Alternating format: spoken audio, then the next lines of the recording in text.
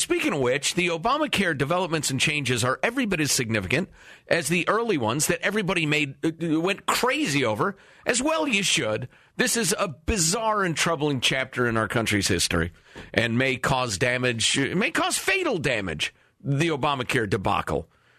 But there have been more announcements made in recent days, and we've invited Craig, the Obamacare lawyer, on for a brief phone appearance. Hello, Craig. How are you? Good morning, Joe. Shoulder healing up. Jack's here, too. Hey. Good morning, Jack. I was just speaking to the one who spoke to me. The shoulder is doing well. I can lift it over my head now. Congratulations. Yeah, it's a pretty big development. So listen, I believe I may be the only person to have figured this out, except I'm told, well, go ahead. Vincent, do you have the Charles Krauthammer tape? Go ahead. It was in there, the hardship exemption. The Obama administration kind of laid it out, and it applies to people who lost their plans.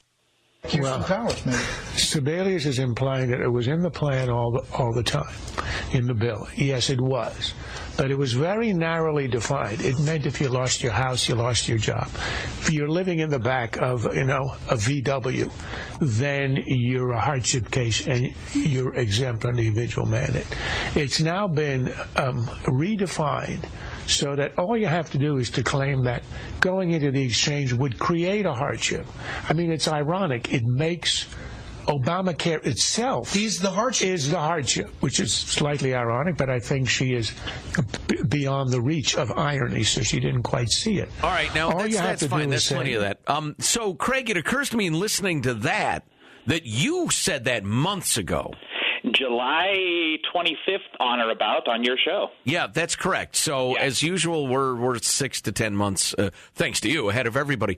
But it occurred to me, and I think this is correct, there is no documentation required to say either your insurance dropped you or that you have a hardship, which can be Obamacare itself. So doesn't that de facto exempt anybody who is willing to claim it from the individual mandate? Yes. Yes. So to point out how ridiculous this is, I don't know if you remember when we talked about it in July, the CBO had reported 2% of people would ever pay the individual mandate because it was all, I would quibble with Charles Krauthammer on how narrowly it was defined. It's really broad. Remember, if you have a shutoff notice from the last 6 months in your utility company, you're out of the individual mandate, right? So only 2% of Americans were going to have to pay it. Now, with that CBO report that came out in February, they revised that to like 1.8, 1.9% of Americans, and now they have finalized the regulation that we actually – this finalization that occurred this week we spoke about in December, and it's the, quote, if you feel – that you have options that are unaffordable to you, you can sign a piece of paper attesting to that, and boom, you are out. That's the actual legal language? Yeah, I'll quote it for you. I have it here. If you believe that plan options available to you in the marketplace in your area are more expensive than your canceled health plan, you will be eligible for... What lawyer writes if you believe about anything? Never mind that. Who carries the statute around with them, Craig? What's the matter with you? Not lawyers and not a statute. Bureaucrats. Tim the lawyer would love this because these are regulated. This is HHS and IRS and DOL. This is not the law. It's not a law. It's just stuff bureaucrats you've never heard of made up. Why would you write anything that is, if you believe blank, then you can blank? I believe my house payment's a little inconvenient right now. I'm just going to, I'll pay you next month. I'm going to every other month. How about that? Is that all right? That's what I believe. You would write it that way so that you could. And Krauthammer nailed it later in that segment that you just played because I watched that last night too. He said, and again, we've talked about this for almost a year, guys. He said, look, they did it this way so that they can exempt any Democrat who might be wanting to vote for the president this summer, get them out of a fine. And he said, and if these people are too stupid to figure out that they're not going to have to pay the fine, they'll just waive the individual mandate altogether, which was why back in July I told you the individual mandate's dead. It's pointless. Wow, Anybody and who pays it's a moron. It is integral to making this work. It is without it doesn't exist. Obamacare doesn't exist. Unless unless you have the Jack Armstrong philosophy of the law, which a lot of people do, which says, no, they're not just tanking this thing so they can keep all the cheese in there, all the goodies, and give it away and lead towards single-payer health care. Well, yeah, it is now not self-supporting by any definition. It can't be. It's just the math doesn't even come within a million miles of working. So it's clearly just an enormous redistribution of wealth. It's Medicare for everyone. Now, I actually had a greater point in bringing this up. Okay. Because, and we got to wrap this up pretty quick, but going back to the fact that you fill out the form, you claim, I feel like deep in my heart this is too expensive. So the hardship that keeps me from doing Obamacare is Obamacare.